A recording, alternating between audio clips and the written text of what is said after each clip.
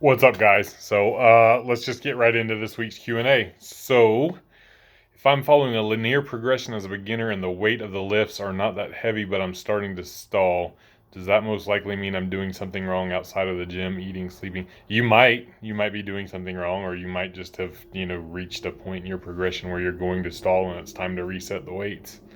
That's given the context, that's all I can tell you. Either, fix your eating or sleeping. Only you know if that's going wrong.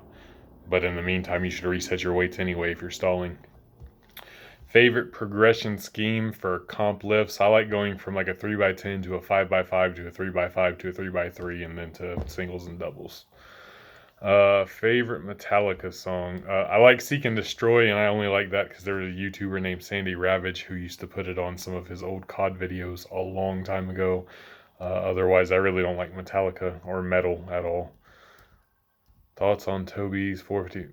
Did he do 455? I've seen his 450. I've not seen him do 455. If that's new to me, then I missed it. Is there such thing as being too lean to start a bulk? No.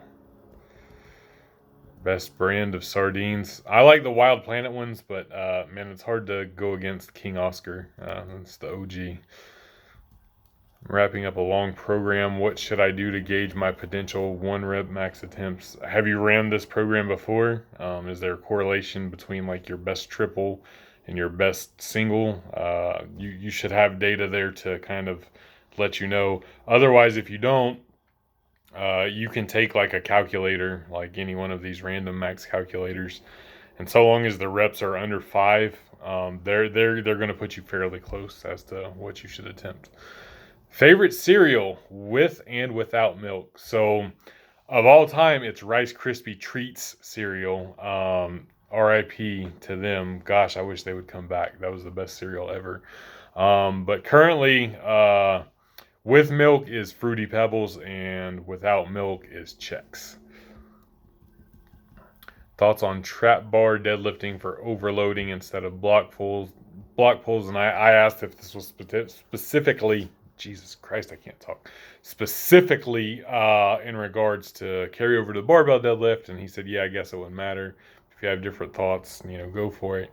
So if you're just generally getting strong, and you want to, give your body some sort of stimulus with heavy ass weights, a trap bar can be fine.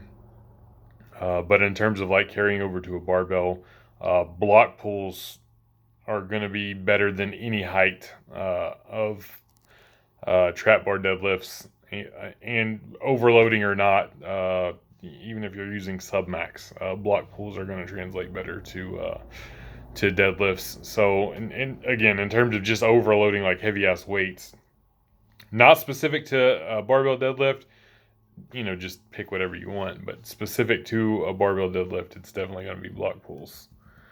I've never done Rich Piana's 8-hour arm workout, as evidenced by these small ass arms. No, I've never used a chest expander either, so I don't really have any thoughts on there. What's your go-to accessory assistance lifts for deadlift? How might it change between lifters that are advantaged and disadvantaged? So my front squats for me, I've always seen a direct correlation between hitting a big front squat PR and then, a training block or two later hitting a deadlift PR. So front squat, and I think that's a general thing for anybody who conventionally deadlifts. Sumo, it may be different, I don't know.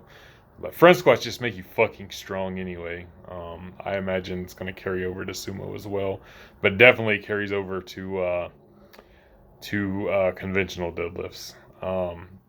As far as being advantaged or disadvantaged, so like somebody like me, I'm at a disadvantaged position with deadlifts for the most part. This is going to sound counterintuitive because a lot of people will say, "Oh, if you're disadvantaged, bad starting position, you should, do deficit deadlifts to help you with your speed off the floor." And I don't buy that. I think if you are disadvantaged, you should be looking at putting more advantageous position training like block pulls in your training. It's going to allow you to get more recoverable volume in, more practice, build more muscle, etc.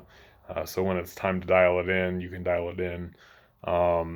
doing full range deadlifts or even especially deficit deadlifts when you're already kind of disadvantaged for the build, kind of is going to disrupt recovery. You're not going to be able to get as much volume. It's going to beat you up more, so you're not going to be able to do as much. And likewise for somebody who is advantaged, maybe they can benefit more from deficit, or they can do more full range with less wear and tear anyway. So for them, the harder variations might be more beneficial, whereas for somebody who's disadvantaged, kind of the easier variations are going to be something to be done more regularly. That's not to say that you can't do the harder variations at all ever. I've done deficit deadlifts, I've done deficit pause deadlifts and seen some benefit. But you just have to be more thoughtful when you place them in your training, because they are going to cause more wear and tear on somebody who is not quite built for deadlifts. What are some go-to convenient caloric dense lunches you brought to work back in the heavyweight days? Well, I fortunately have a big office all to myself, and I've got a refrigerator and a microwave over there, so I can bring whatever the fuck I want. I can also leave, and there's restaurants within like 5 minutes of where I'm at, so I didn't have to put too much thought into it. And honestly, when I was a 308, I didn't pack lunch a lot. I usually went out to eat lunch. That said, I would focus more on like the snacky type things you can bring, because that's where the key lies. For lunches, you just throw out some beef and potatoes or something, assuming you have a microwave. But for snacks like trail mix, you want to talk about getting in some easy calories, and there's still some nutritional value to it. It's not just empty calories. But trail mix especially, that's probably number one. And then other various canned nuts and seeds, like already deshelled pistachios and deshelled sunflower seeds. You can get a ginormous amount of calories in and nutritional value, and you just pop the top and take it to the face, and they're not empty calories. So that's what I would be looking at. You can put them in your desk drawer, pull them out, pop the top, eat some, and go. Any tips on how to deal with hamstring soreness? Very light hamstring curls seem to help for me. This is one area where a massage gun has helped me. And that may be placebo. It may not be placebo, but it's probably the best use I've found for my massage gun. And then like Epsom salt soaks. Will you ever make the switch to hypertrophy? A lot of fellows on YouTube are doing that recently. I train hypertrophy. Obviously, it's not my number one goal isn't hypertrophy, but if you're training for strength, you're training for hypertrophy, and they go hand in hand. People who are training for hypertrophy are getting stronger. People who are training to get stronger are getting bigger muscles. There's not this big rift that there seems to be portrayed. Obviously, some people emphasize growing their muscles more and creating a certain look, whereas some people emphasize the performance aspect of it more. But they go hand in hand. They're not different. Will I ever make the switch to training purely for aesthetics? And for that reason, no. What's a good OHP to bench ratio? What is the bare minimum ratio? Also, what is the ideal body type for OHP? Same as bench press. There is no ideal ratio. Ratios are fucking stupid. I'm not trying to project anger at you, but it's just fucking dumb. Bench as much as you can and OHP as much as you can. Like if there was some ideal ratio, then people would be sandbagging one or the other to make their ratio better. That's fucking stupid. Ideal body type for OHP. I don't know, man. I've seen some people with long arms put up some good OHPs. They can generate a lot of power. I don't know. I couldn't tell you what the ideal body type is for OHP. Maybe Andrew Richard, because he's OHPing more than anybody. So I'll put that ball in his court. Peace.